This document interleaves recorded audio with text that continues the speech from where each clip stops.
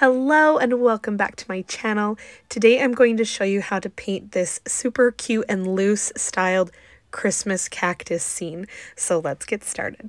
I used 140-pound cold press watercolor paper, Winsor & Newton professional paints, a size 1 Polina Bright round brush, and masking fluid.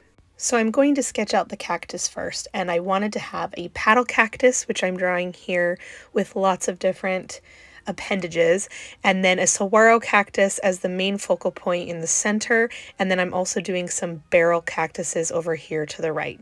We're using masking fluid because we want to be able to paint the green cacti, but also leave a bright white circle for our Christmas lights that are going to be on the cacti. I have a more in-depth tutorial about masking fluid on my channel, but pretty much you're going to put dish soap on your brush to protect your brush, dip it into the masking fluid, place it where you need a white space on your painting, and then let it completely dry before you add any paint. For the masking fluid placement, I made sure they were kind of small little ovals, and I angled them in diagonal along the saguaro and the paddle cactus because that would be how in my mind how I would string lights on those type of cacti. And then on the barrel cactus, I kind of did more of a circle. So for this cacti piece, I want to make sure that the greens are all different.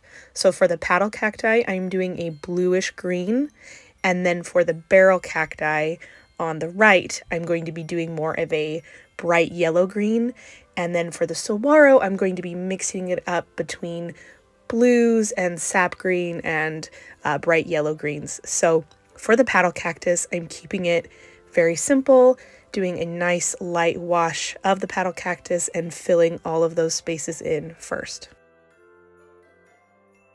And remember, do not paint over your masking fluid until it is completely dry. Once it's completely dry, you can have tons of fun with different colors and different washes, and you can see where the masking fluid is as I'm painting over it. And that really is just keeping those white spaces for me until I want to fill them in with the light bulb colors. Because these paddle cacti are kind of layered on top of each other right here, it's going to be important to establish shadowing. So I'm taking a very dark blue-green pigment, and before it's totally dry, I'm going in and just adding that in between the three of these paddle cacti in the middle so that we can see the difference between the three of them. I'm also adding it to the bottoms of each of them and also at the points where the little paddle cacti are connected to the bigger ones. So for the barrel cacti here on the right, like I said earlier, I am using a bright yellow-green wash, and I will be adding more of a sap green in for the contrasting color. And I'm keeping my strokes curved to follow the shape of the barrel cacti, and I'm also leaving some white space. I don't want it all the way filled in like my paddle cactus. And then before that is dry, I'm taking my sap green in a concentrated pigment, adding it to the bottom and to the top of my barrel cactus to give it definition. So leaving some white space on this barrel cactus is important because it gives the illusion that there are highlights and shadows. So our mind can see dips and curves and bumps and sections of the cactus, whereas the paddle cactus is a flat cactus, so we can have a flat wash with no white space, and the illusion for that cactus is more accurate. And you can see that I've lost some of that really bright yellow-green color, so what you do is you wash off your brush, get it kind of dry, and then you can just kind of wipe at the watercolor, and that should take away some of the paint, leaving a lighter color. Saguaro cactus is one of my favorite cacti to paint because I just do it in this really simple way, where I am doing these stripes down the middle of the saguaro and I alternate different colors. So again, leaving white space gives the illusion that there is highlight and shadowing because the saguaro cactus has lots of ridges and bumps and sections. And so we're going to paint vertical stripes just straight down the middle. And every time I go to pick up paint, I'm trying to grab a new color. So it might be a blue or green color, it might be more of a sap green color, or it might be a very yellow green color. but I want variation because it gives a lot of dimension and texture in the saguaro cactus, which can feel very basic because we're just doing these stripes. So when we have a lot of different colors, it makes it really unique and fun.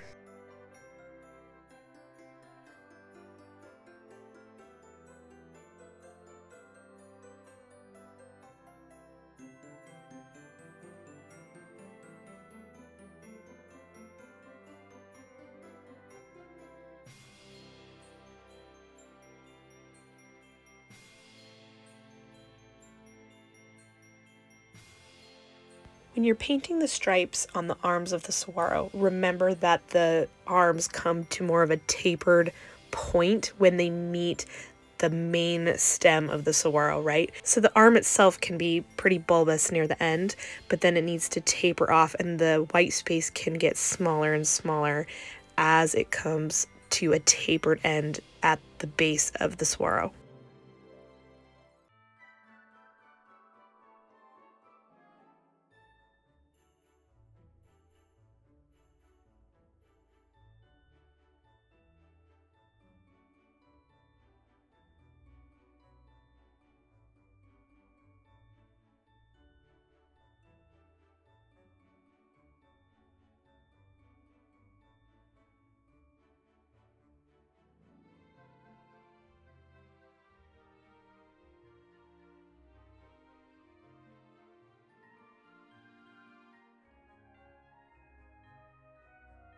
So now I have all of the cacti painted, but we want to add some more definition with darker pigments of wash to make sure that everything has the appropriate shadows and contrast before we take off the masking fluid and start adding the Christmas lights.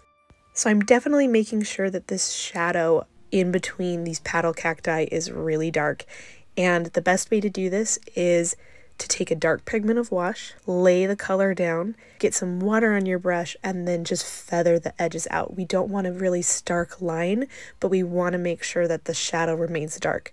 So you don't have to wet down the whole area of the darker pigment, just the edges so that it feathers out into the rest of the watercolor. Now I'm taking a yellow ochre color and mixing it with a little bit of brown, and I'm doing just this kind of grassy texture, really light with my brush. And I just want to add some yellow to bring the eye down and even out the color palette. I also wanted to kind of make it look dry and dead, which is how it is in Arizona with these Christmas cacti. Once the paint is completely dry, you can remove the masking fluid. And if you don't wait for the paint to completely dry, when you're removing this with your finger or an eraser, the paint will smear. So make sure your paint is completely dry, and then you can remove your masking fluid. And now it's time to place our Christmas lights. So I'm starting with red, and there really is no rhyme or reason to where I placed the color. I just looked at the piece and tried to stagger the color to make sure there wasn't too many on the right side or too many in the middle or on the left. And I'm just randomly placing it in an open white space. And I used all the colors in the rainbow, I believe, except for green, because we have a lot of green going on already. And I didn't necessarily try to shape them into like a perfect light bulb shape. I didn't want them to be circular though. I just wanted them to be more of an oval or of a teardrop shape. Because it's in this loose style, it doesn't have to be perfect. I'm just using the tip of my brush and the shape of my brush to just drop that color in to a white space. And if you're wondering if this really is what we do in Arizona, yes, it is. We drive by cacti that have Christmas lights on it all the time. Everybody does it. If you have a cactus in your front yard and you decorate for Christmas, you probably have Christmas lights on them. So I'm going to speed through the rest of these lights because it's pretty straightforward what I'm doing. I'm just placing these colors randomly so everything feels balanced, trying not to place them too close to each other if it's the same color, and just really stepping back and looking at the entire piece to make sure all of the colors balance out and it feels and looks random. So now I've picked up some black and we're going to do the detail at the end of the light bulb. And to signify this, I'm just doing 2 little lines. So it doesn't have to be perfect. It makes it really simple and easy to do, but it's really effective because it looks like that little attachment that's kind of got the ridges on the end of a light bulb. So I'm just going through and doing 2 lines at the end of each one, making sure the lines are at the right end and at the right angle for where I want the wire to go. And now I'm staying with black, and we're going to paint the wire between the bulbs. And this again can be really loose. It doesn't have to be like a perfect connection because again, in this loose style, it can be kind of separated in some areas, and we get the idea of it. It's all about how it looks, right? I also like when the wire kind of loops around the cactus and we can see that, because it really gives a cool visual of the wire of the lights is like coming around, and we can see where it's coming around from. So on the ends, I'm making sure to do like a little half loop so that we can see that wire going around the cactus.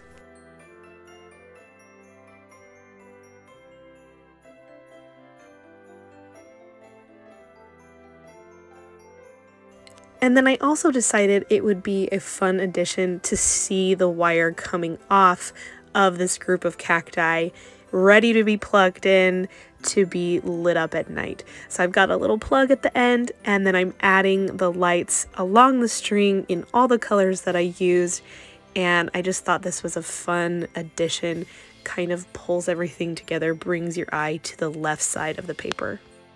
We're almost done. I added a tiny bit of green to the top of these barrel cactus for some more definition, because they kind of have that sunken in center that gives them their barrel name. And then we add the little spikes. Now the key to adding spikes so that it looks realistic when you're painting cacti in watercolor, especially in this loose style, is to not do it everywhere. Especially with all of these lights, it's a very busy painting. So you do some on the edges, you do some on the middle, but you keep it light as far as the number of little spikes that you've got going on. And then you do either 1 or 2 in a V shape together. And that makes it look really realistic. You can see the spikes, you know it's a cacti, but it's not overwhelming and it doesn't add like a fuzziness look. If you do too many spikes, then it almost looks like it's fuzzy. And that is it. Thank you so much for being here today while we painted this Christmas cacti. It is so nostalgic for me to see lights on cactus.